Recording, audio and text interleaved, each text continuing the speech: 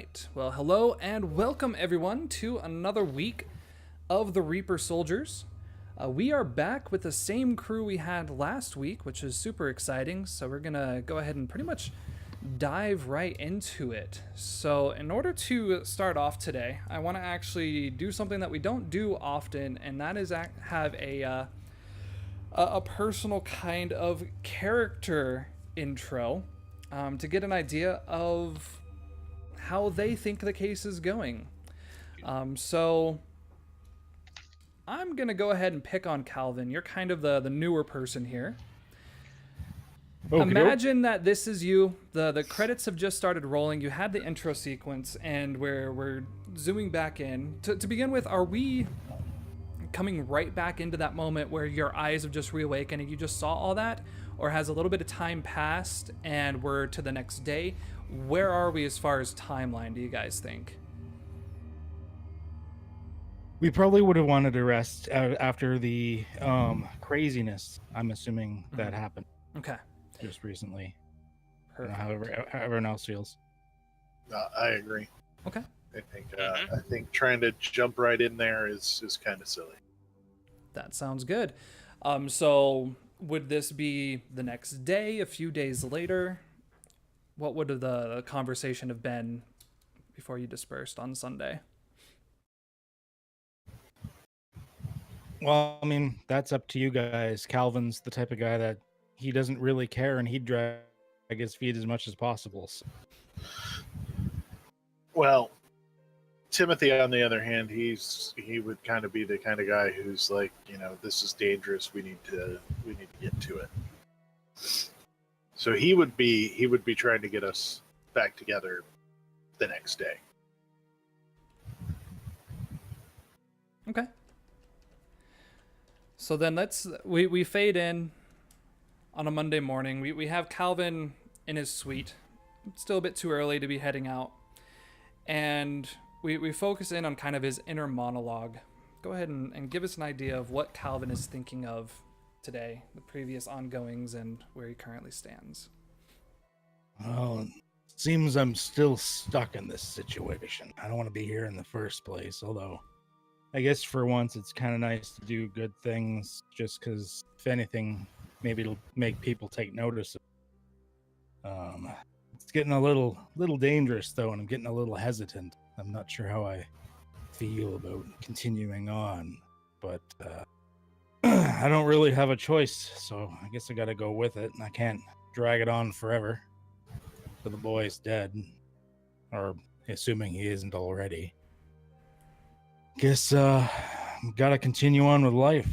Anyways, that's about it. So as you kind of get about your day, you get out of bed, maybe get your bit of coffee. You start making your way towards the door, and you notice that there's been a letter that has been slid underneath your doorway. It appears to have a few different stamps and notes on it, but it is labeled as to Calvin Sweete. The address that it seems to be sent one from actually causes you a bit of a concern, as it seems to be a location of a residential house or apartment or building that you had overseen in the past. What is the address that's listed on there? 22 Mayweather. And what kind of building was this? This was a lower end apartment complex. So, I mean, there's really no reason that this person, whoever it is, would have contact with you. Does that address bring back any kind of memories, thoughts, or any specific significance to you? It was the last property that I had started managing before everything happened, and I got betrayed and I lost everything, and no longer was a realtor. And where was this property manager? Where was this property located? What district? The district was there. We will say the East Slums. The envelope, it's kind of darkened with a bit of dirt and just age, a few water spots on it. Again, there's been a few different stamps. It seems like it's been tried to be sent to different addresses before it finally arrived to where you are. Not surprised. I move around a lot. I'm gonna take the letter, and I'm gonna be too hesitant to open it, too afraid to open it right away. I'll start to, but then just sort of stop, and I'm gonna put it in my breast pocket for now.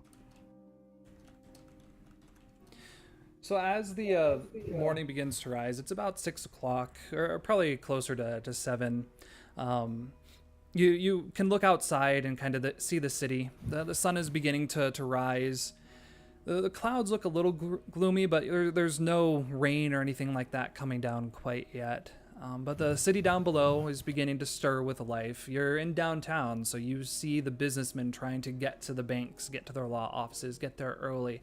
You see the workers that were cleaning the streets beginning to head home. You start to see this constant, like ants below you, just an army of people moving back and forth to the different places in the morning. What would Calvin be spending, the part of the day before he meets with the crew doing? This would be your montage as well. Okay. It's Monday. It's the beginning of a new week. I'm going to go through my little black notebook, and I'm going to see who owes me money, it's time for them to pay up on the various contracts or deals that I have. Okay. Who do you see? Who owes you money on a Monday? This would be July 8th.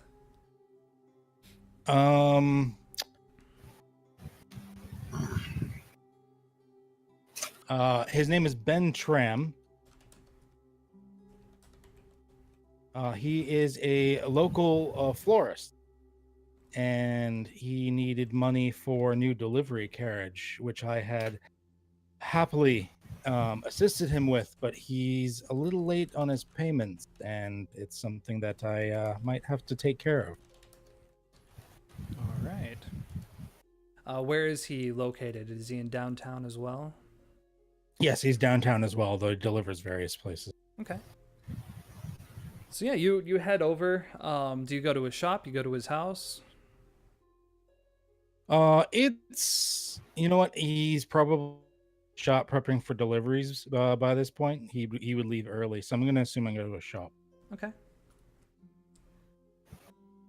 Yeah, you arrive there. You see him in the back, probably about shorter, and he's working on kind of watering the plants. Again, just getting the shop kind of ready for the day, trimming the dead leaves, and just going through, making sure everything kind of looks good and proper. I will. I'm just at like the front of the shop right now. Then. Yeah, so you can kind of like see through the window that has all the big bouquets and everything in it. Kind of see past that to him moving around the shop in the back. I'm gonna give a little tap with my cane onto the window and just give him a big smile, a friendly good morning.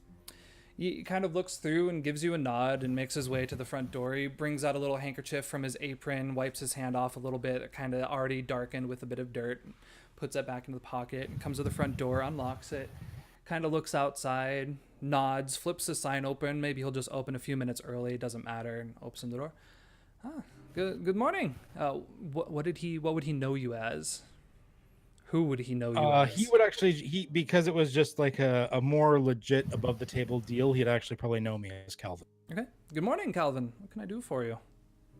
Good morning, Mr. Tram. It is a good morning indeed. I have just come to see there has been some delays on the payments, and I'm sure it is understandable, but just come to check up on you and see how things are going. He looks at you for a moment. No, payment's late. I'm not quite sure what you mean. I've been providing them. It's been 2 months now, has it not? I believe we said it was 150 per month and about 6 months total for the carriage. It's a beautiful carriage. It's working quite well. I'm glad it's working well. I always like to invest in new businesses when they need. But Yeah, unfortunately, the men, right? When did I see them? It was probably about Thursday. Yeah, right at the beginning of the month. They stopped by, I paid them, and they said they'd get well, to me I'm right not away. sure who you're paying, but Mr. Tram, I'm a bit of a hands-on person. I don't really have men under my employ. With that, you see his face kind of get a bit of concern. So, you don't work for the family then? Which family is this? The Odero family. Oh, the Arderos stopped by. Oh, no, I do not work for the Arderos, although I have spoken with a few of them before. But I do not work. He kind of looks up and down. There's like a bookstore to his right. There's a little kind of sandwich shop to his left. Everybody on this block, we pay them. They offer us protection and other resources. I could have. I apologize. I thought with your approach and the way you handled business, it seemed very similar to them. And when they came, I could have sworn it was going to you. Well, I do not work for protection services as they do. I was merely investing into new businesses, and you were the type that seemed like it was good. But just I am late on payment. So if you could do me a solid and I don't know, cut me a check or whatever you have from a recent delivery, whatever would work. Yes. I. You know what? That's not a problem. Let me just go and check the register real fast to make sure I can cover this. About how much is it that I owe you then? Just the 1 month. The first month was fine, so just the 1/5. But Alright. tack on an extra 10 for late charges, of course. I see. All right. Give me a moment. I'll return. He Not goes. a problem, Mr. Tram, as ever is pleasant.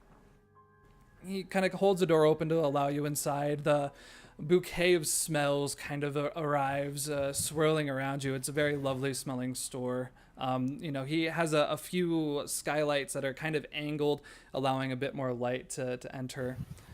He heads into the back, and you hear him rustling through some paper and everything, and he comes out with the notepad and an envelope shortly after. I will have plucked a random flower and put it in my lapel. He comes up.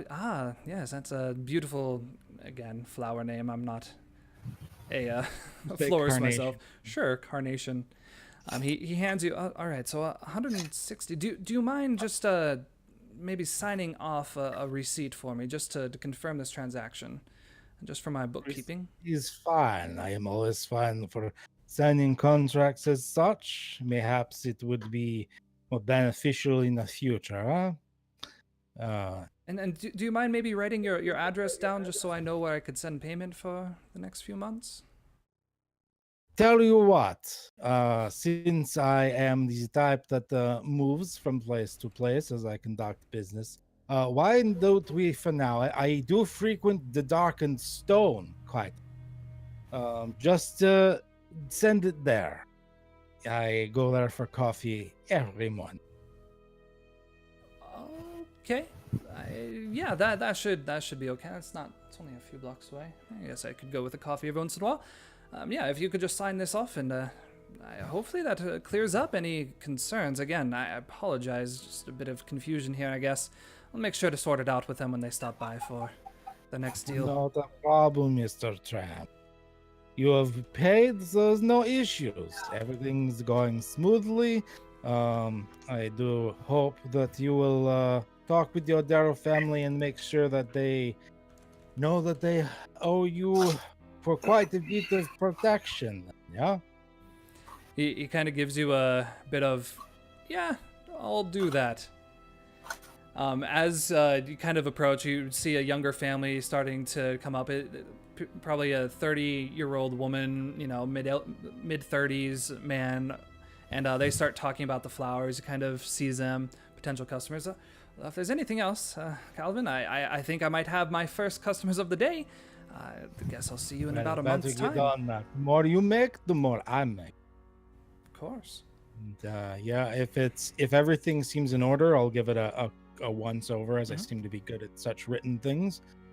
If everything seems in order, then I would actually sign. Yeah, it seems like a standard receipt for him, so it just signs, you know, payment to Calvin Sweete for 1 month, based off of loan for floor's carriage, something along those, and then just a place for you to sign below to confirm payment. Has the date. And have I seen the actual payment? Yeah, that's in the envelope. So if you look through the envelope, there's 160 in there. Okay. Yep. I count it first, and then I'll sign it. Awesome. So go ahead and give yourself attention. I think this would be the con man. Or do you disagree? It might be going off a different one. I would say this one is more of a legitimate deal. I'd probably say it's under swag. Okay. Because that's where my notebook of favors is, and living the high life and stuff. That sounds good. So, Dr. Timothy, you're probably up early on a Sunday as well. What are you up to, or on a Monday, I should say? It's the very next day. Again, you only recently kind of got back into the crew, but this strange businessman is having weird sightings. You know that there's a very strange kind of drug that seems to be on the streets now. What's going on with the doctor this morning? Well, for starters, I'm making sure that Damien has not run off with any. So he seemed to have come by. Do you have like a nurse or receptionist or anyone that's at your office while you're not there? Nope. So there's probably a note in there on your desk that just says, hey doc, thanks again for the opportunity. I did a bit of sweeping. I'm not sure what else you wanted me to do here. I'll be back tomorrow morning. Again, like, thanks, and then sign Dominic. Ah, yes, Dominic. Damien, Dominic. Close enough. I only met him briefly. Mm-hmm. But looking around, you know, what? Give us the layout and what you actually have at your office. Well, my office is the first floor, so it's predominantly a waiting room where in better times I would probably have had a receptionist or nurse stationed there to, you know, welcome patients and, you know, tell them I'd be with them shortly, that kind of thing. Now, though, it's, you know, it's full of chairs. The desk is pushed up against the wall to make room for more chairs. And you know, because I basically run the office myself. So all the waiting rooms, though, or the waiting room itself, is kind of seen better days. It's not horribly dirty, but it's seen dirty people. Let's put it that way. Mm-hmm. And then all the exam rooms, though, are actually fairly clean because I do actually take the time to clean those myself. I've only got 3, with the 4th being turned over for storage of, you know, common medical items, cotton swabs, tongue depressors, blah blah blah, yakety schmackety, that kind of. So that's also. Go ahead. Oh, I was also about to say that's also where my it's not a kiln, but my autoclave. That's where that is. Your question though. So as you're kind of going around doing inventory, just making sure everything's in order, you notice kind of a larger shadow kind of go over the front little glass you have going out your front door, and just a solid thump hits on your front door.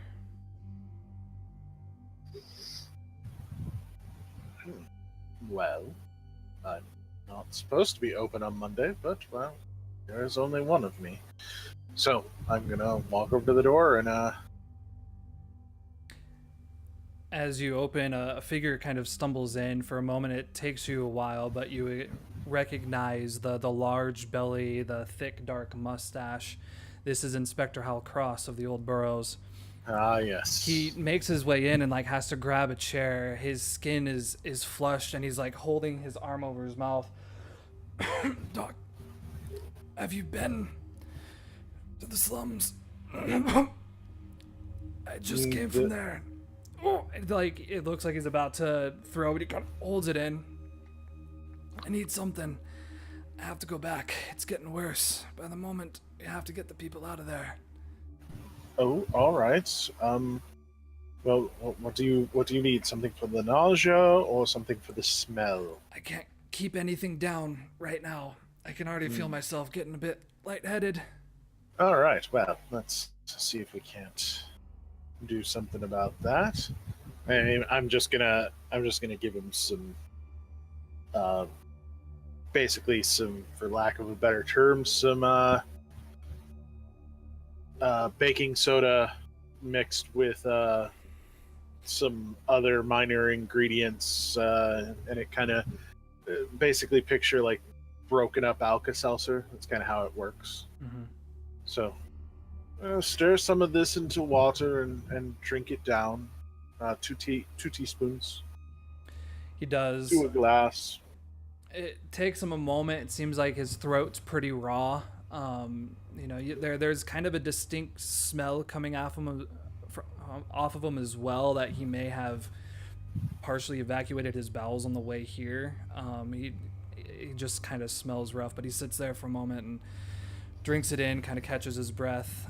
Mike, what day do you work the West Ends on?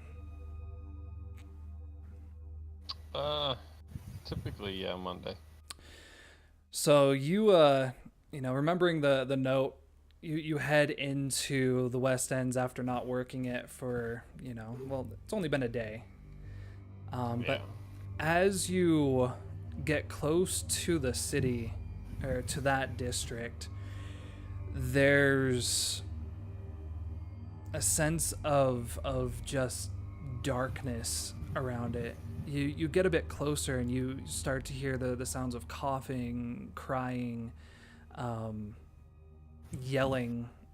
You get a bit closer, and that's when the smell hits you, and it's the smell of rotten refuse and waste in large amounts being poured onto the streets.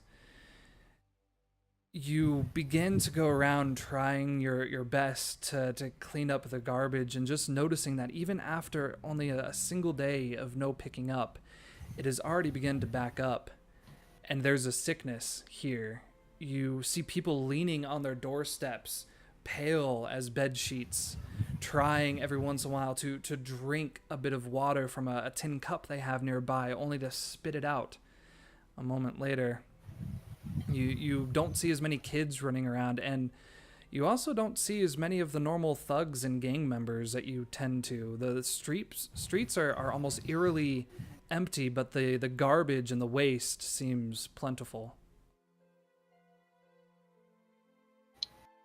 That's a lot more than just a day's worth.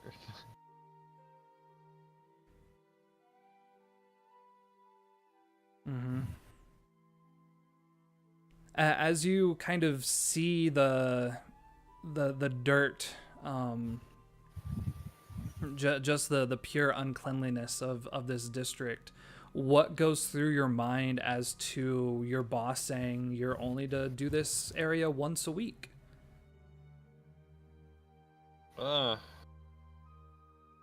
once a week is probably not gonna work. But, that's a conversation that I will be taking up with them later. Sounds good. And Mostly need to get some of this stuff cleaned up. Yeah, so you start spending some time going through. When you start to see that there might be a bit of a sickness to go through, do you take any precautions with your trash handling?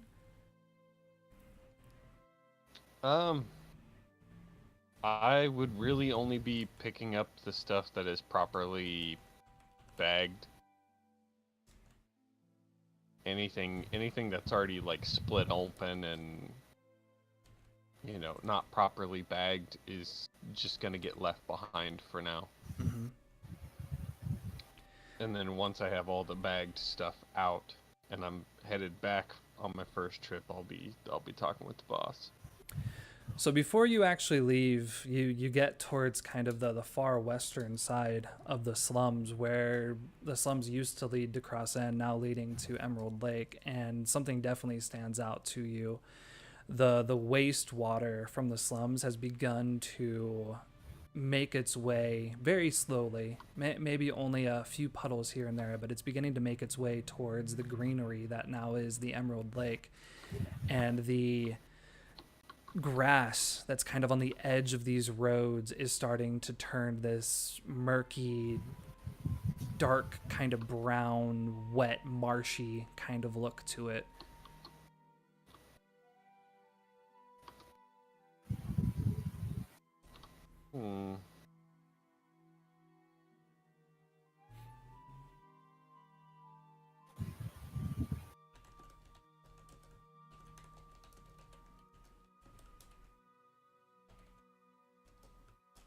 I'm gonna head straight back to the pit. Okay, perfect. So you begin to head back there. William, what are you up to on a Monday morning? Or what would you be spending a few hours doing if you have nothing specific? Oh, just helping around the house, helping the wife. Probably cleaning, doing some weeding in the garden, all the typical things that she doesn't want to do, but I'll do.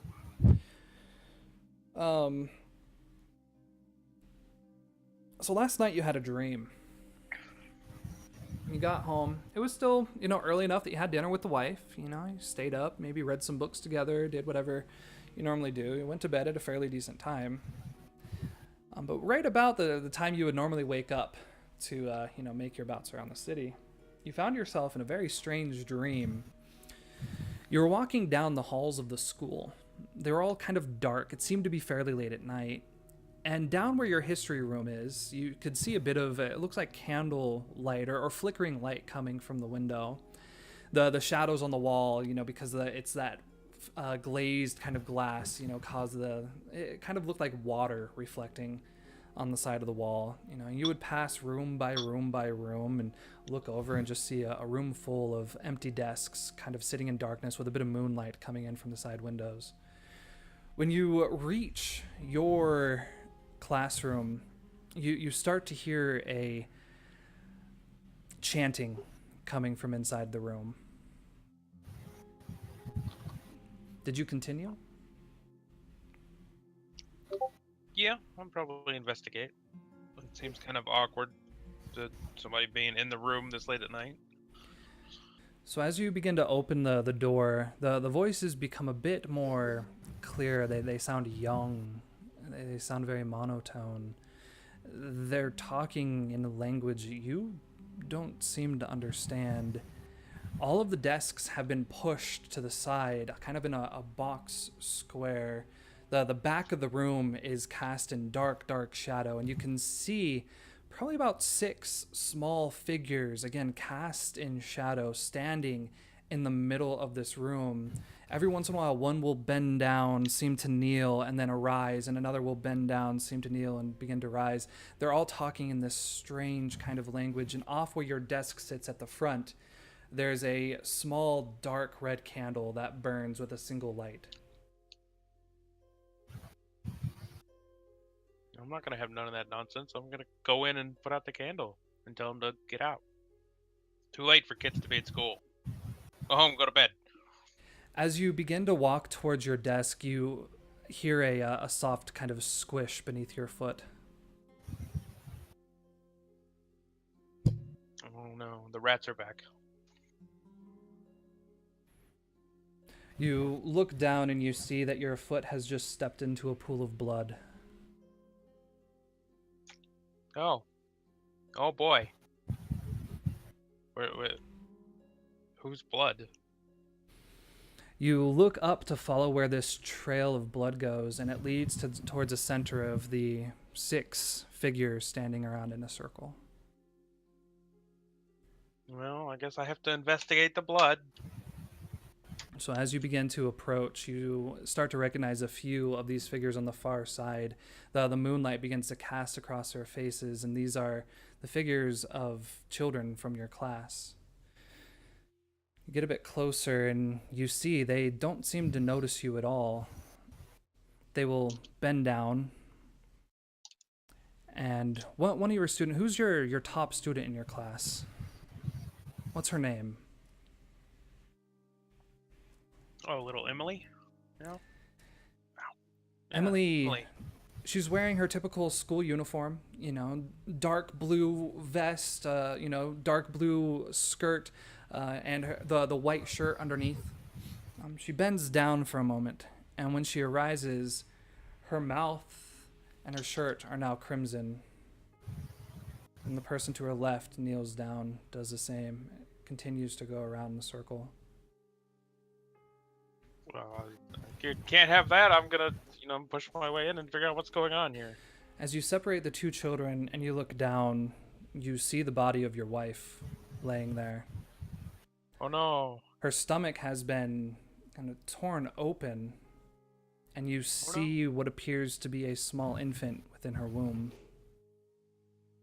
Oh no. As you begin to look up, a figure comes out from the darkness in the back of the room. And in your sound and in your voice, it simply says, "Yes, feed my children, for our time is coming." You see yourself, but it's not yourself. You see yourself in full vampiric form. And that is when you wake up. Oh no! I wake up startled and sweating. Then I'll look to my wife, make sure I haven't actually eaten her. Your wife's not in the bed. Oh no! I'm going to go find her. It takes you a moment, but you hear her in the chamber house or room, the bathroom. It appears she's getting sick. Oh no! I'll knock and see if she's okay. She just says, "Yes, one moment.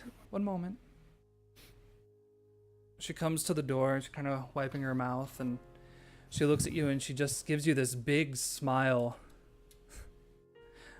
I don't know how, William. It's happened. It's actually happened for us. I'll go to the doctor later to find out, but I can almost guarantee you I'm with child." Yay! I'm secretly terrified, but yay!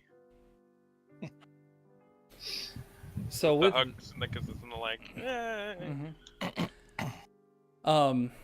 with that, for the next few hours, what do you want to spend your montage working on? Oh, probably just spending time with the wife, So probably, what is it? I guess boring day job would cover that. Your routine? Yeah, Yeah. I would say so. Go around, take her to the doctor. It's not like they have any pregnancy tests, so it might be a bit difficult to tell.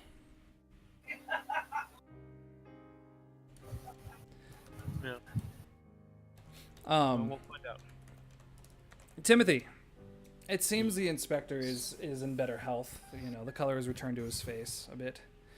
You have a few hours before you have to deal with the order, but you have some time. With the information he's provided, would you be spending any time working on that or anything else for your montage? Oh no, I will be grabbing my bag and my coat and heading to the west slums. As you get there, you notice the scene is a bit emptier than it was. You might even see Mike kind of pass by with just a pile of trash. A few of the bags have split on the back of his cart and is just trailing this dark, brown kind of sludge behind it.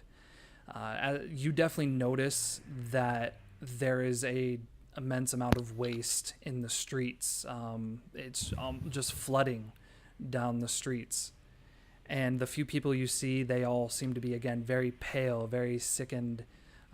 There's not a lot of sound beyond coughing, kind of groaning, kind of screams of agony every once in a while. But the situation definitely seems a lot worse than it was just yesterday. Well, this isn't good. So, gonna just wade in and start trying to figure out where this started, where it's gotten, where the worst part is. Okay. So I would say for your montage, go ahead and add attention to whichever one of those three you think makes the most sense here. And then we'll have you do an investigate roll on top of that. So I would say if you're just looking to resolve the issue, then we can add an attention to your brownstone doctor. If you're looking to try to reveal things by studying people, then maybe we do the healer's palm instead. What do you think? Yeah, I think I'm going to try to reveal things. Okay. So I'm going to draw attention to the healer's palm. So you find there's an older woman that's sitting on her porch. She seems frail to begin with, but she sees you coming. She kind of beckons you over. Kneeling down beside her is a 10-year-old boy, kind of resting on her leg, and she's just kind of patting his head, rubbing his head a little bit. She has a cool rag that she'll bring out of the little cup of water she has and kind of draw it over his head. You were here yesterday, were you not? Yes. I was. Luis here. He hasn't been able to keep anything inside. Both of his parents are... They haven't woken up yet. I think they're still breathing. I'm not sure why I have not been affected quite yet, but do you have anything you could give him just to ease the pain and at least help him drink something? Of course. I'm going to... And you want an investigate check? Well, I guess it depends on what you're going to do. Let's figure that out first. Well, I kind of want to know what's ravaging little Louis, so because I don't really know what to pull out of my bag to help him if I don't know what I need. That sounds good. Yeah, let's do an investigate as you grab his hand, grab his wrist, kind of close your eyes and begin to take a look.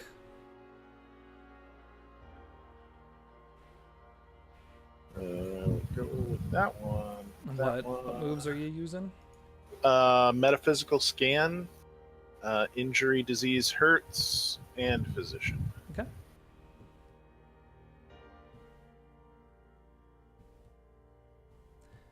All right. So on a 7 to 9, you still have 3 questions or 3 clues you can ask me. But it does mean that the investigation may put you in danger, the clues might be fuzzy, or whoever you are asking the questions to might ask you a question as well.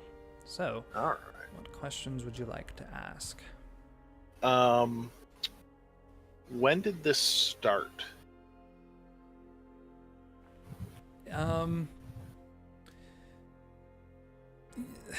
It's as far as for him, he caught it recently, probably within, the day.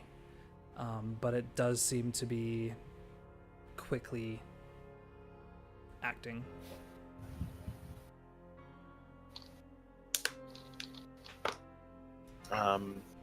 Has he been anywhere but here at home? That's probably something you could be asking her even by looking to see like muscle strain, if he had been on a long walk or anything like that. It doesn't appear he has traveled a long ways away, even by, looking deeper into what has he smelled recently or anything like that, scents or, random, whatever it could be on his skin.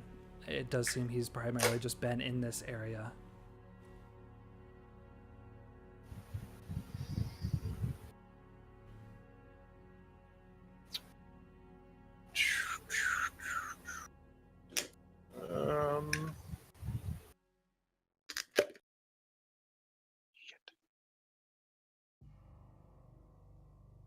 It's always the third one. Mm-hmm. Ooh.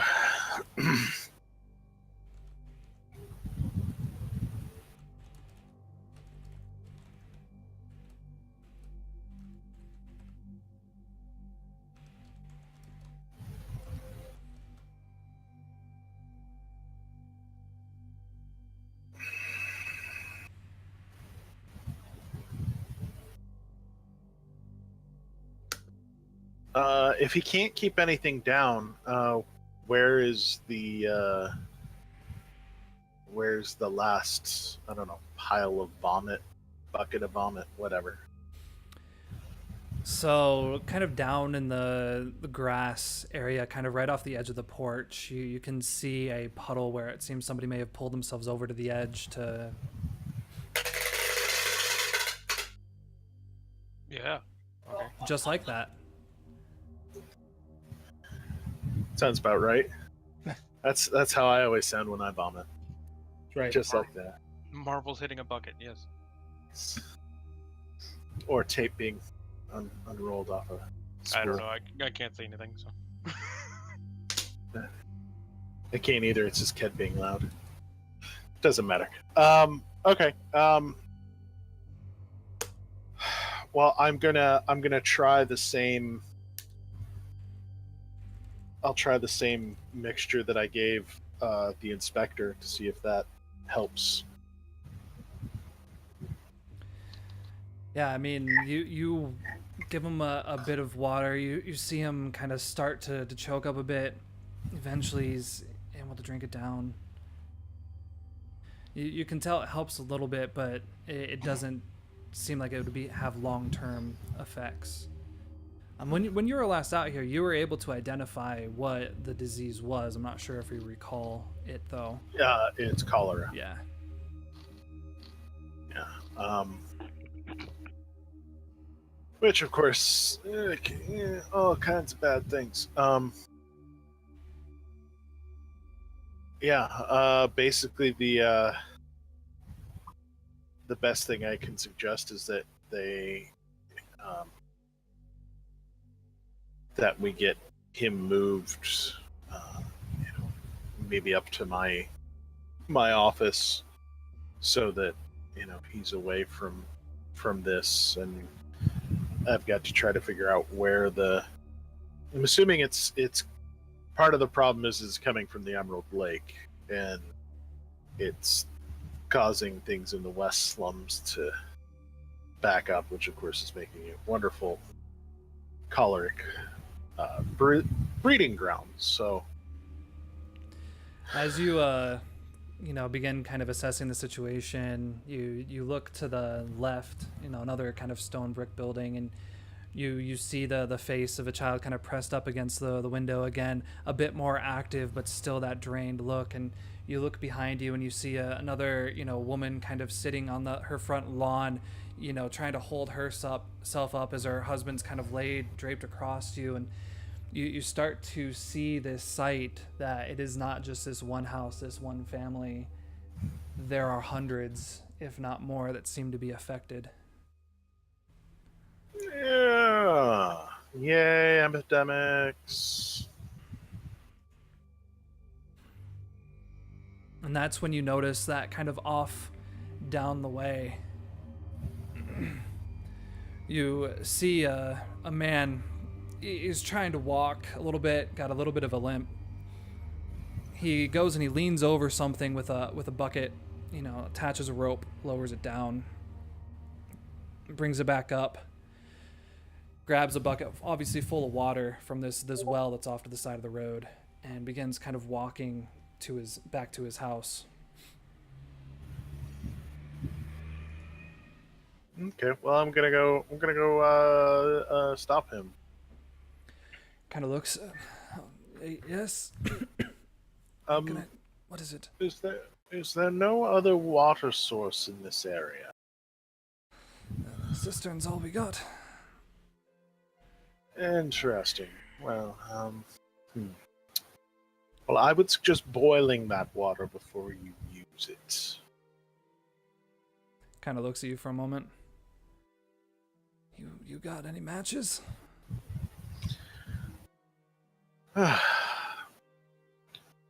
Yes, in fact I do. I know. That's what I. Yes, in fact I do. And I pull out the matchbook. This should do. All right. What's wrong with the water? I don't know yet, but it appears to be making everyone sick. So until What's this? He like throws the water down on the street. Damn! Like throws the bucket. Goes inside. I have something better than water then. Like he just rushes off. Slams the door. You hear the sound of a cork pop in his house. Well, to each their own. To each their own. So about this time, Mike, you've kind of made your way back on your donkey with the stinking sewage behind you, back to the pits. It's offloading. Does your boss tend to stay at the pit? Does he have like a private office he works from, or do you have to go find him like in downtown? Where would he be located? His office is the building that is the farthest from any of the activities that we do. Yeah, it's like almost so far that it's hard to tell if the building is actually part of the pit or just a random, building that's just been placed out there. There's the cluster of buildings that we use, and then there's his office. Mm-hmm. As you get in, you have the secretary is sitting there. I forget her name, but the same gal that bailed you out of jail. And she looks up. Mike, aren't you supposed to be out on runs right now? What do you need? Your cart break or something? Nope, straight into the boss's office. Yeah, you kind of have to open the door a bit, and your boss is sitting back there. He's like a 50-year-old kind of bald man. He's got kind of a stringy, scraggly kind of dark brown beard. He's sitting there kind of just writing out these numbers. He hears the doors open. Mike, what in the hell are you doing? Aren't you supposed to be out on a run right now? What are you doing here, son? I'll pull the letter he had sent me and put it on the desk and push it towards him with one finger and ask if he sent this to me. Looks down. Yeah, aren't you supposed to be out there right now? Yes, but the slums are overrun with garbage. He kind of gives you this look of, and? It's your job, boy.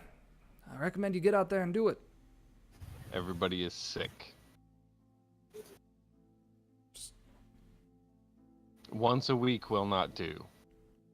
Look, I get it. I get it. You're worried you might not be able to find your little fancy little things, and I know you've been taken from those bags. That's fine. That's fine. The orders they came down from above your pay grade, son. So you just follow that. You do your job. You're a hard worker, Mike. You're a hard worker. There's no reason for you to, no questions are needed. Just do your job like you have been. Be a good boy, all right? Get back out there.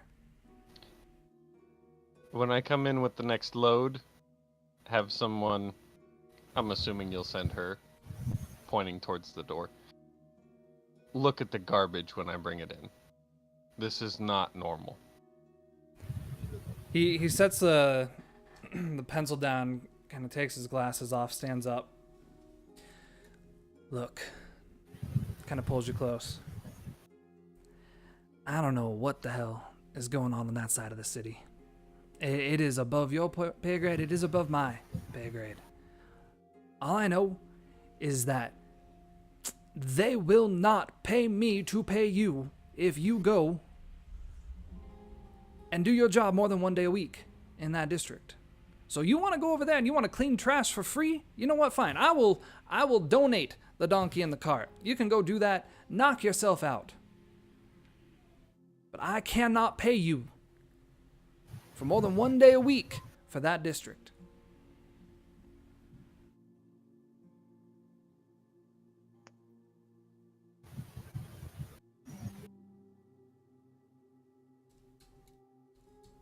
I walk out.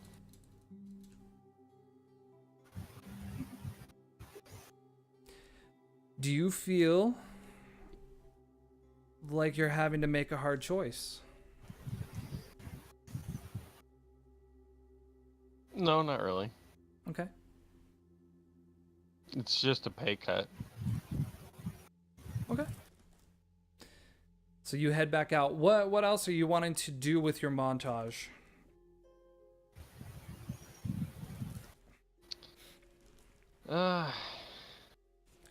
Have a few hours.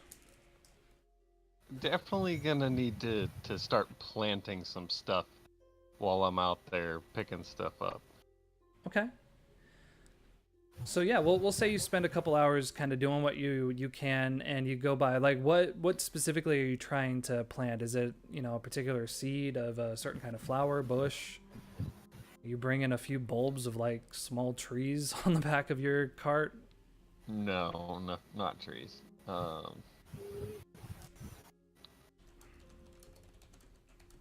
Give me just a moment.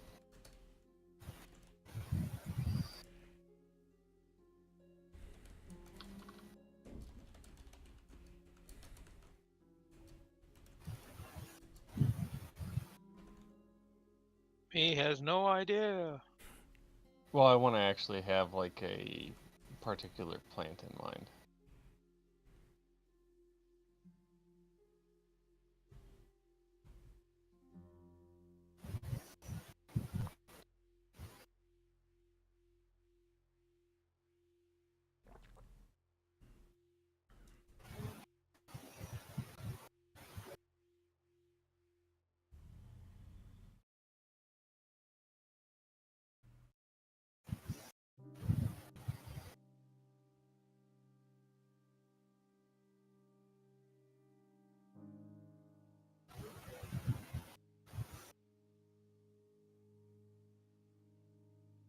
It's a pretty flower that smells good. No, I'm looking for something a little more useful in this. Okay. Basically to ease my workload. Like, I'm actually gonna need a little. Like, I want to make it like a So while you look, somewhat based in fact. yeah. While you look for the particular flower, what time would you all have decided to meet up, and where would you be planning to meet on Monday?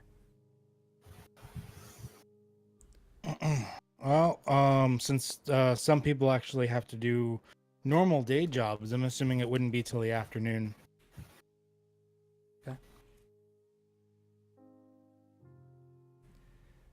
And are you planning on going straight to the factory, going back to the pit, regrouping there, meeting somewhere in between? Or, yeah, whoa. Well, where in the industrial district is Mather Industries? Is it like more on the side of where the pit and the harbor are, or more like on like the west side? The address would have it kind of closer to, the eastern side of the harbor, and right on the river, kind of where that little loop is. Okay. Oh, we might as well meet up. I'd say we probably just meet up at the pit to make sure we got everything we need before we go then. Okay. That's Yeah, nice. better to proceed as a group than straggling individually. Yeah, I agree. Sounds good. Do you have your flower picked out there? Yes. No idea how to pronounce it.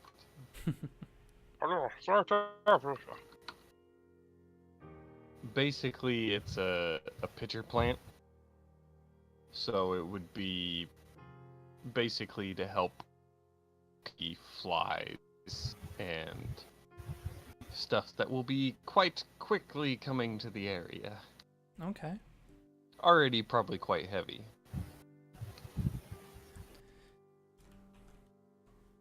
All right, sounds good. So you begin planting a few of those stems, Lots.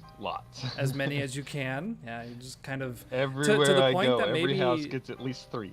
I think your second time there, you only returned back with maybe 10 or 15 bags, as so much of your time was spent just going through as many houses, streets, lawns that you can, and just planting these flowers. Your focus was definitely focused more on that than actually getting the trash out.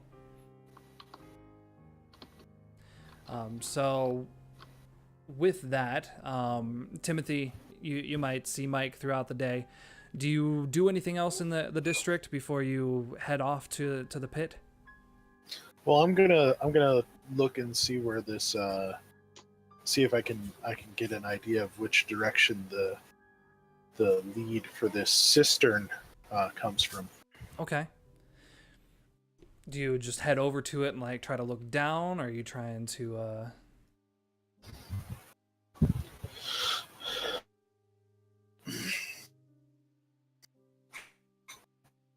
Well, yeah, I mean, I'm gonna see if it if it's a multi-way or if it's a yeah, big old hole or. As you kind of look down, you can see the tunnels that begin to kind of form, and it does seem that there's a flow coming from a water source. If you had to guess, probably the river that's kind of flowing into this cistern. There seems to be a tunnel a bit higher up that when the water level rises, it has that overflow to send it off through another tunnel. But the water is fairly low. It hasn't reached that second tunnel. Gotcha.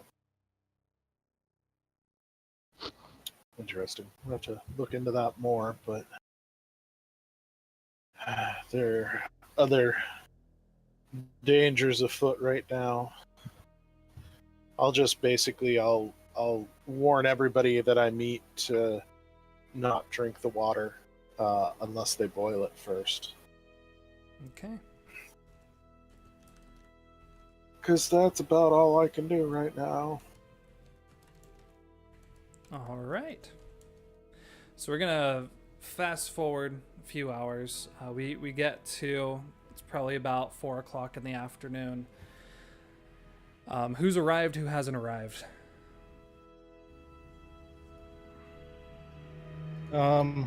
As usual, I'd probably be fashionably late. Be the last in the door. Sounds good. Yeah, I'm probably not on time. I'm probably a bit late. Dealing with the stuff at home.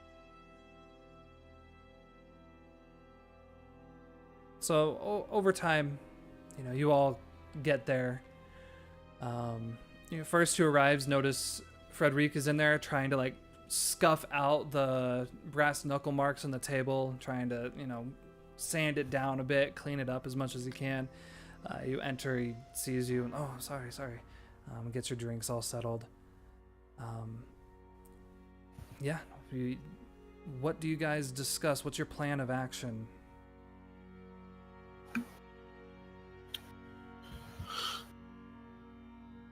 We can just go Well, in punching.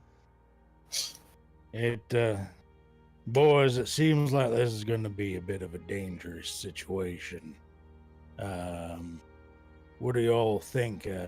I have told you about what I have seen about the beasts and the labyrinth in the basement below the shed. This is going to be intense and not really my wheelhouse. You know what I mean? True, but it's not exactly mine either. But you're quite good at convincing people to allow you to do things that you wouldn't normally do. Thank you for letting me know who I am. To me. Are you always going to be this contrite? No, no. Usually I'm far worse, let me tell you. Oh, so Mondays are a good day for you. Well, that's fine. Too early.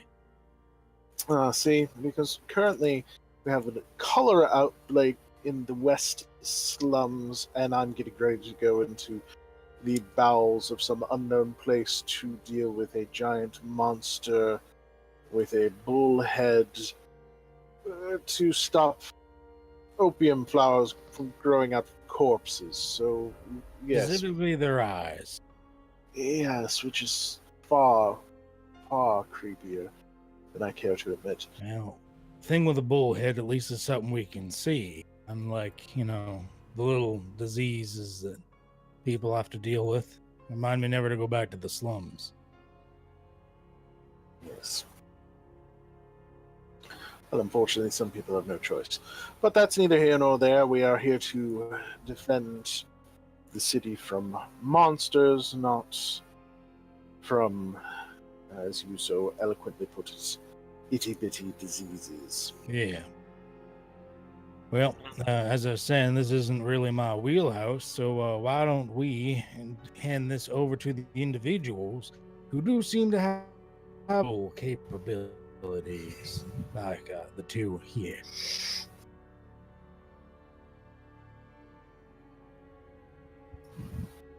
As he Sure, let's points go to punch me, it. he sees me planting plants in the corner.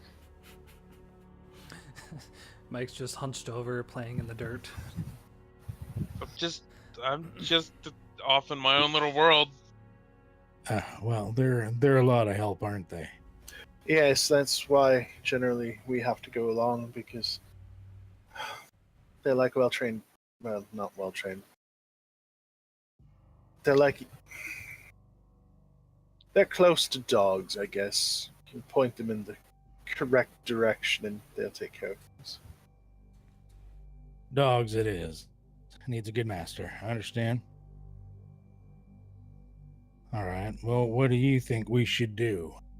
We know where we need to go, but we don't know the personnel. I imagine we scope the place out a bit. Yes, that would probably be for the best. And then we can decide how exactly to proceed from there. Do you Well, all... let's Oh, go ahead. pack up our stuff and get a few drinks for the road. With that, I will down a couple of shots of rum with the black substance in it. Are you trying to use that as an advantage in any way, or is that just to steady the nerves? Oh no, and- it's probably going to be to my disadvantage. Are you attempting to gain anything from your consumption? Or is it to stave off your weakness of the alcohol has consumed me? Maybe just to stave off it. It's not really to a benefit of Mhm. any kind. It's Yeah, just make sure that itch doesn't. Do you all decide to travel together or separately? Well, I'd prefer not to lose anybody or have anybody waylaid, so I'd prefer we travel We together. have a way to travel together. That would be great. How many I people can showered fit on before your I showed up. How many people can fit on your cart, Timothy? In my cab, Yes. 6. Okay. Well, very good. Magic. I do want to change myself to appear as the old man. Okay. Look, Mike, Dad's back. Yeah, I'm gonna say for now. Let's go ahead and do a change of game to see how well your disguise is. Okie dokie. Here it comes. Here it comes. Illusionary appearance, what are tricks of the minds, and say control the dice. Change the game. Perfect. Hey. So It yeah, exists. a Ba-da-ba-ba. tier 3 disguise. Sounds good. Oh, I didn't have one wiped out from before. I'll just leave that. There we go. There we go. That's right, old man. Be an old man. Alright. Yes, I'm back, son. Always good. So you all hop aboard. What does the inside of your cab look like, Timothy? Oh, it's very well upholstered, all the finest soft leather. Um, it's again just like the horses. The leather on the inside is really a color that it probably shouldn't be. It's almost it's a yellow, almost verging on gold. But it's like butter soft, and despite Mike's slight griminess, it doesn't seem to affect the I carriage took at a all. shower. Calm down. But did you wash your clothes? Whiskey is not a shower. Yeah, I would have changed out of those. He never said he got out of his clothes when he took the shower.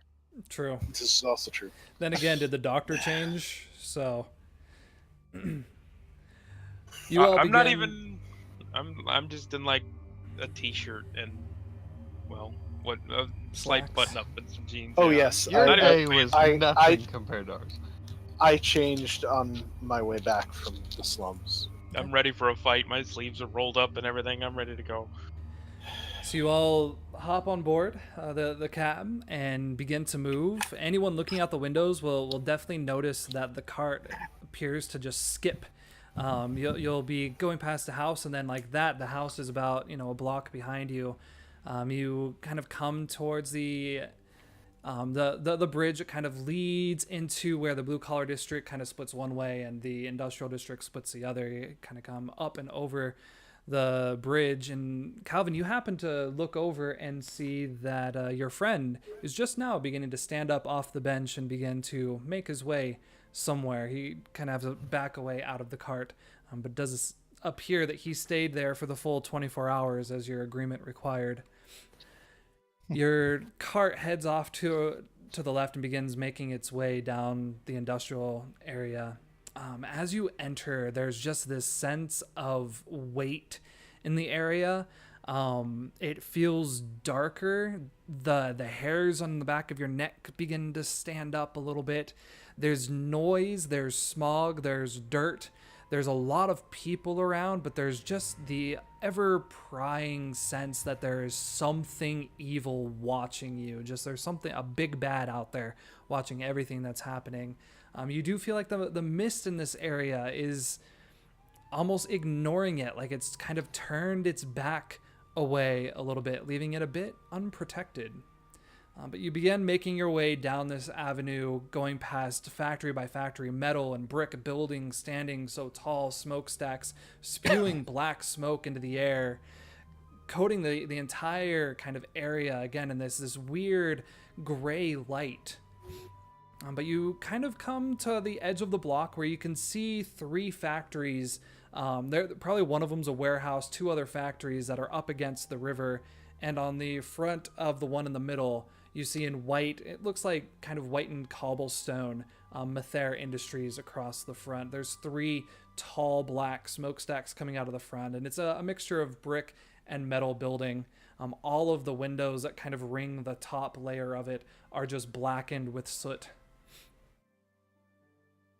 Well, you appear to have arrived. I'd suggest stopping a little ways off.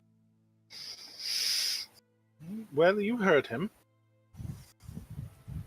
Cart stops.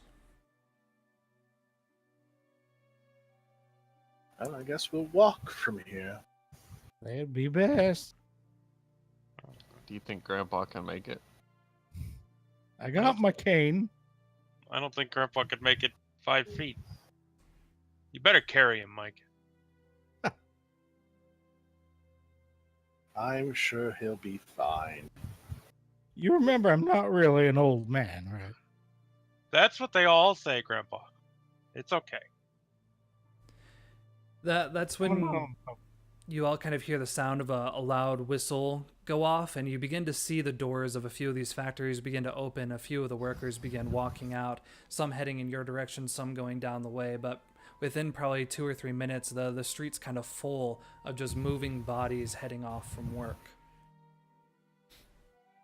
A few of them notice the cart, kind of look at you all and put their head down, thinking they might be important people that They might be the boss's boss. Let's just not make eye contact.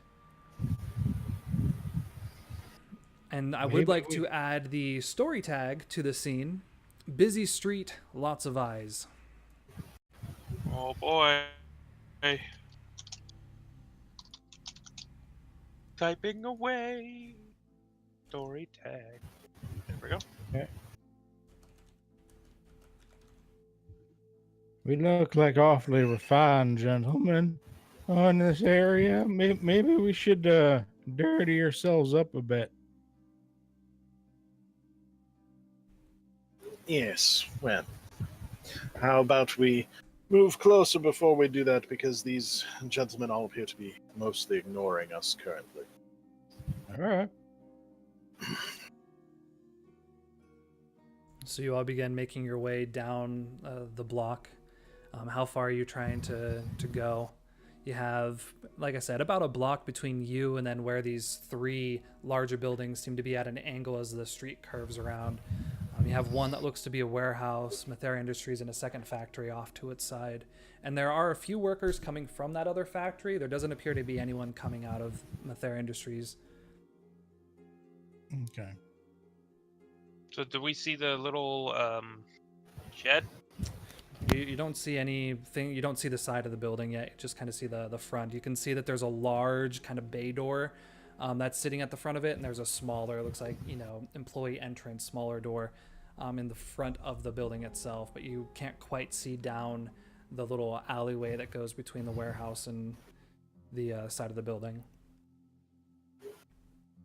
Do you approach to try to get perspective on that area? Are there any like alleyways, or maybe not an alleyway, but just kind of like a place where we can just kind of step off, not necessarily entirely out of view, but less in the middle of the road Yeah. before we get there? Let's 'Cause do a little doodling. Give you an Just idea of as- what we're looking at. Because as per Calvin's suggestion, I think we should, as it were, scuff ourselves up. Yeah. All right. So all you need to do is just give Mike a quick hug, and then you'll be fine. Okay. So we're gonna do. To be honest, yeah. I'm still not as clean as the rest of you. No, Just- but it would be better if we like covered ourselves in like coal soot or something. Yeah, that's why I was hoping maybe we'd have an alleyway or something so that we could kind of maybe find if nothing else, just a wall to roll against. Mhm. So like this building here, there. Yeah, that building. Building everywhere. All the Gary buildings. Vermont. No, you're supposed to have All this right. already So done. you all step onto a mine left by Proximo and die. Woohoo! Hey, look, I dodged every one of those. I could dodge the next one. It's no big deal. All right. So we'll just do a bit of pretend, like the road kind of comes around here, and then turns and goes down that way. You are kind of down here. So I'm assuming these three buildings are Mhm. the So this Ones we're would looking be Mathera. Mathera. Okay. So yeah, and then back here behind these three buildings appears to be like docks, and then the river flows back there. And if I remember in the vision, you said that the shed was like behind it. It like, near was kind of off to, whoa, all these new things. Sure, snap to center. Kind of back this corner. Oh, okay.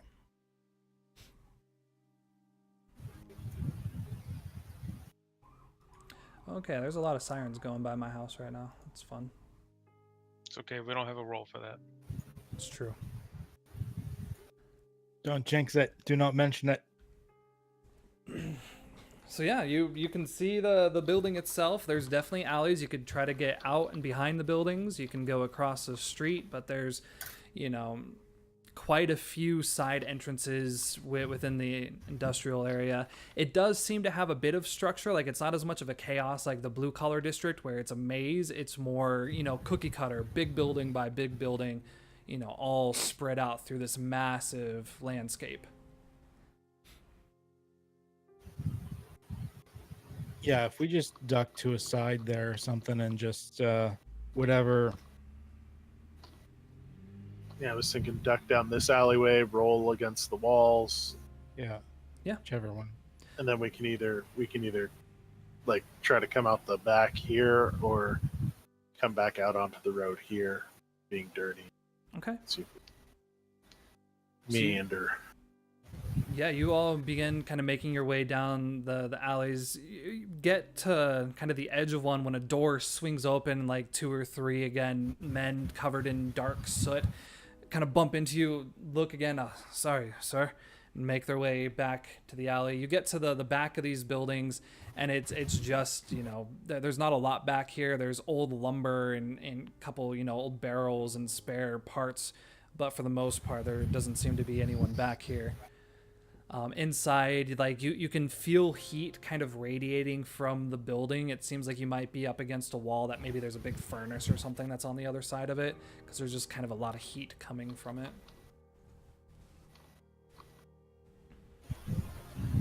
Okay.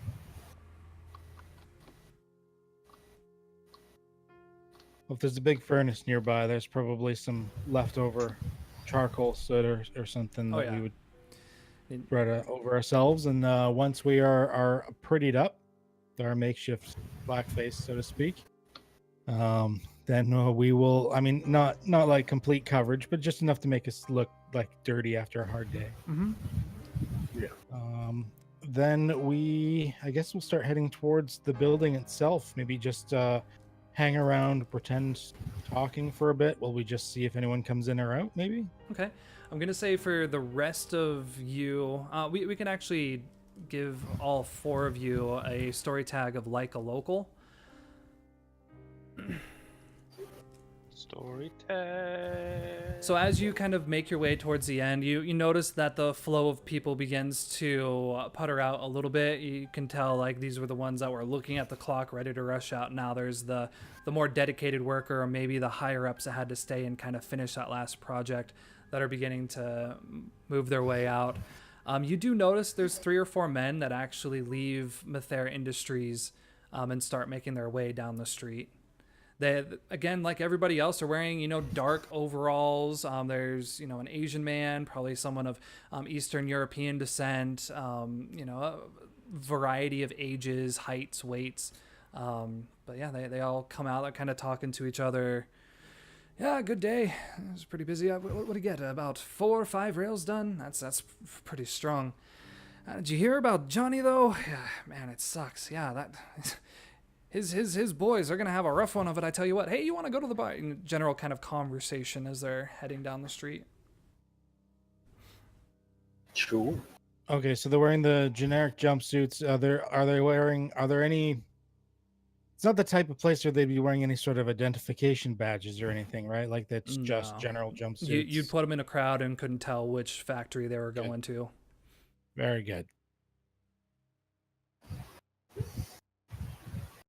Well, I don't think we're going to see too much more. Should we just sneak up and see what happens? Yes, I would assume that that's probably for the best. Less we linger around, the standing still, the less likely we are to be noticed. What about you two? You're awfully silent. Onward. I was thinking of things. Sorry. Let's do it. We're all dirtied up. Might as well blend in and see what we can find. Okay. In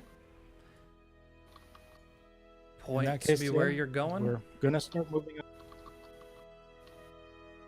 up. I am assuming that since, because of where you said the shed was, that we would start meandering that direction.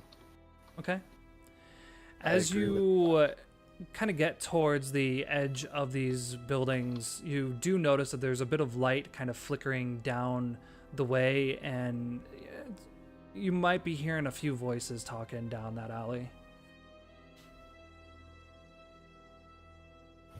Okay. But it's sat at such a weird angle, like it's kind of hard to get a look from this side of it who might be back there or how far in they might be. Looking in, like you can see the edge of what appears to be like a small little hut on the side of it, but you're standing at a weird angle where you see mostly just the brick wall and the corner where it intersects into the brick wall.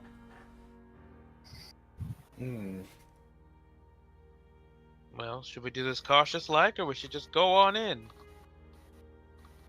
Well, we belong here. It's nothing suspicious. We just walk in. In we go. Agreed. We'll walk up anyway. So yeah, you begin walking down the alley. You know, you can see off kind of past where the docks are. There's a series of, you know, rail ties just stacked up. There's a large kind of rope crane that's back there. There's even a few workers. You see that there's two individuals standing kind of, one's leaning up against this metal kind of shack. He has a dark suit, looks very much like the individuals you had seen yesterday. He's standing there talking to a shorter kind of Asian fella. He's not wearing the hat, but same kind of suit, and they're just having a general conversation. They see you all approach and just kind of stop and look at you. This little metal shack that they're against, is this the shed from my vision? Yeah. I'll just like, as we're approaching, I'll whisper to the others just loud enough for only them to hear, just that's it, right there.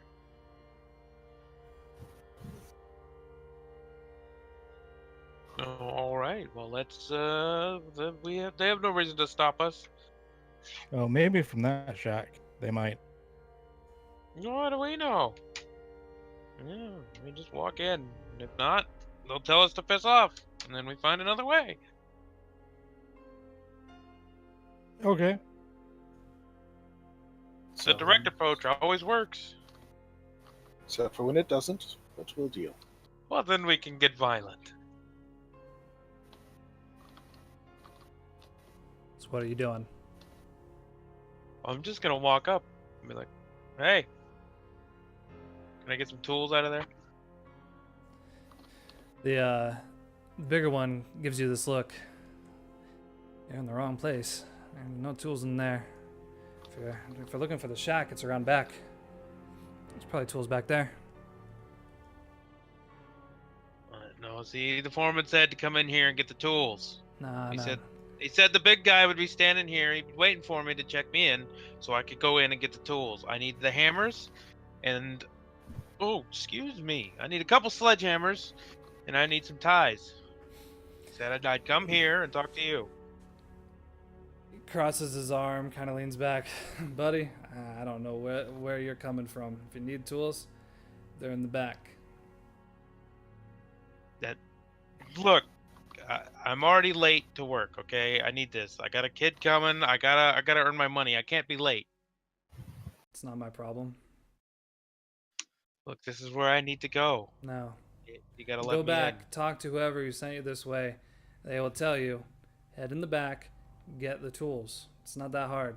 Walk 20 feet further that way, like motions towards the river. Take a right. There you'll have your tool shed. Get what you need. Get on your way. All right. But if you're wrong about this, you're gonna be talking to my boss. I'm gonna go to the tool shed and dig around for a sledgehammer. Talking to his boss. They both kind of chuckle to each other. They all kind of look back to the group of you. Tool shed, around the back. Yeah, what? I don't know what's going on. I told you this wasn't where we were supposed to be. The boss said, "Look for the big guy." I'm looking for the big guy. I found the big guy. I'm rooting around for some tools and sledgehammer. I was talking to Father. I'm gonna look at William and just like facing away from the guys a quick one so they can't see me. I'm just look at William. I'm just gonna make like this kind of gesture, like hitting my palm with my fist. Then turn back at them and just like walk past them and a little bit around the shed, and then I'm gonna be like, well, these guys are getting in the shed, and it looks like they're making a new door. Are you convincing them to go down the alley further? I'm just trying to, basically freak them out a bit, making them think that maybe someone is around the corner Okay. from where they are. I'm gonna say I this guess is a I sneak guess it's what I around. You're trying to I'm just trying to deceive distract them a little bit. and Yeah. hope that the rest of my group does something. Oh, I got something planned. Don't worry. Okay. Okay, so we are going to do, say, charming, con artistry, and you know what? How about the like a local? Since I'm just a local guy. There's nothing suspicious there. Yeah. So sneak around. Yeah, we'll just do that. Yeah. Mild success. Okay. Mild.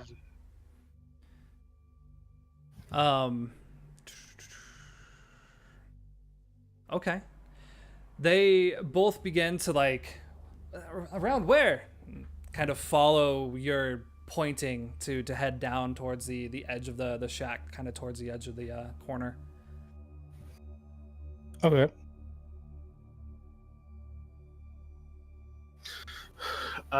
While they are doing that, I am probably going to regret this, but I am pulling some alcohol, ether, whatever out of my bag, and I am mixing some of the purple opium into it, giving it a real good shake, and then applying it thoroughly to a handkerchief. Okay. And I'm going to as they're going around the corner, I'm going to try to slip up behind the slightly larger one and try to solid snake this. Okay. Sounds I'm not good. a violent person, but I'm gonna try. Yeah, That I wholeheartedly think beats my plan. this is definitely a take a risk. You head up, yeah, the shorter Asian one kind of up around the corner, and they stop for a moment. They see William, William, did you continue kind of looking for a tool shed in the back? Oh, I'm in the tool shed, rummaging around for tools. So yeah, he like begins kind of approaching Damn it. the door just to make sure, figure out what you're doing back there. But the big one kind of stops at the corner, kind of rests, just looking to see what's going to happen with that. And you have a moment to kind of come up behind him to take a risk. And I hear a certain thing. No, Oh, no. Thomas. no, Thomas, go away. We're busy. So while Timothy's going to figure out what he wants to use here, I think first of all, we're actually going to do a change the game to see how well you've created this knockout handkerchief of opium and ether. This is like this. But while we do that, Mike, go ahead and roll me a d30. So what we're Come on, doing here, Bloodied, I live fairly close to a train track, and it's been an annoyance for the past 3 years that we've been playing games. So I decided to make something interesting out of it and have created a random roll table that just has random things that might happen if Thomas happens to make an appearance. So what do we have here? Alrighty. Interesting. Oh, good. Good times. I will save that, and we will see. What are you going to use to create this? I'm going to use always within our arm's reach. Okay. Physician, because I'm trying just to, trying to knock him out, not actually kill him. And then I'm gonna actually tag physical weakness from my healer's palm because I know that this purple opium is significantly more potent than the regular stuff. Mm-hmm. So I'm hoping that between the curative that the normal medical thing that I've pulled out of my bag with my physician's knowledge, and together I'm hoping to make something that will knock him out. So you want this to be a change the game? Mm-hmm.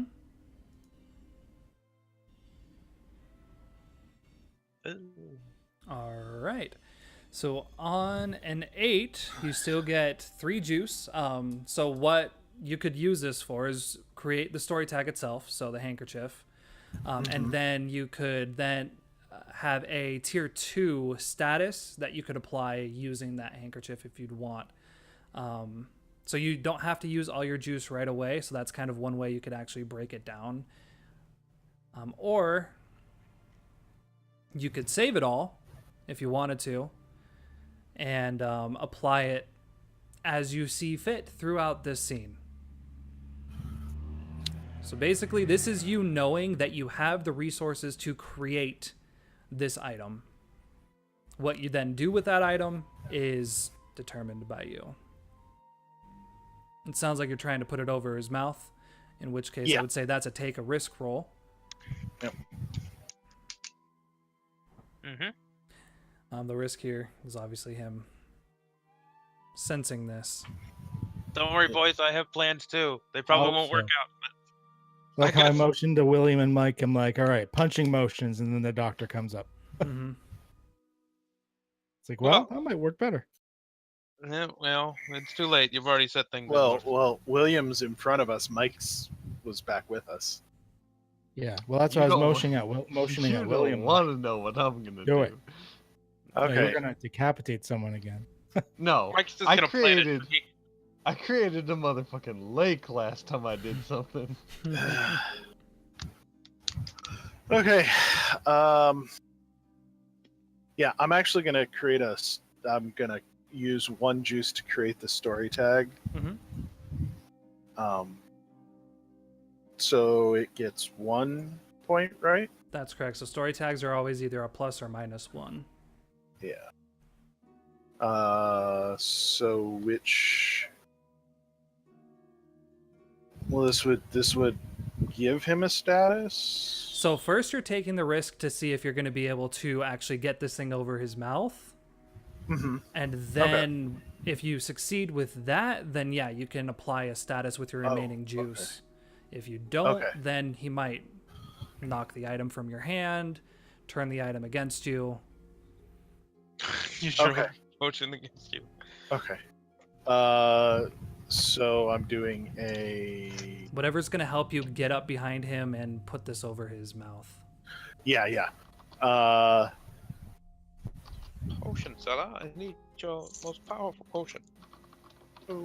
Well, there's not really a lot. I mean, basically the only things I can think of is physician, because I do know where he should hear from. Mm-hmm.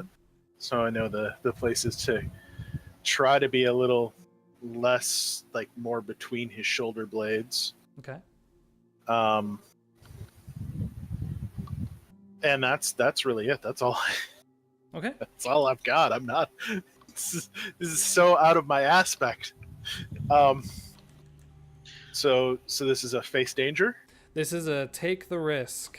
or take the risk. Face danger. We haven't done that in that game in a while. So take a risk. Okay. Don't worry, that'll be... Taking a risk. Take that risk. Hey, he took a somewhat messy risk. Okay. So I will offer you a hard bargain or an ugly choice. Yeah, ugly choices. Okay. As you begin to approach him, you get towards the edge. He's kind of a bit taller, so you can do it, but you're gonna have to probably jump on him to get it over his mouth. you don't know if your arm's going to be able to get up over his shoulder enough to get really in front of his face enough. So you can definitely do it. You're going to just have to leap on first. Okay, I'll leap on. I'm imagining that scene from Ace Ventura when he's trying to get a look at the ring, the guy running around the track, and he's like jumping on him. And I'm actually picturing more the scene from the Kevin Hart and the Rock movie, the Central Intelligence, where Kevin Hart jumps up on the back of the Rock. That's what I'm picturing. So what kind of status do you think you're giving him? I'd like to give him passed out, but so this is probably for a tier 2. He's probably dazed, not quite passed out, but I can close. juice it to make it can't I? So you use one juice to create it, and then you can spend the other 2 for the status. For now. But that's where we are. Is you have jumped up, you have the thing over his mouth. So at the moment, he's only at a tier 2 status. We might follow up in a moment to go from there. Mike, as you are witnessing the scene here, you're kind of in the back of the crowd. You hear the door from the warehouse begin to slide open. That's kind of facing over into the door of the actual shack and this alley. It seems to lead into the alley. Since the door is, like you said, partially open, do I see people or a person? As it begins to open, you definitely see the shadows of 3 people. One of a bigger one seems to be the one sliding the door open. 2 other shadows are kind of standing behind him, but it's only opened about that far so far. There's definitely light coming in there, probably a lantern or something that's set up. But you don't see any actual forms yet. You just see the door like literally start to open, that creak of the wooden door being slid.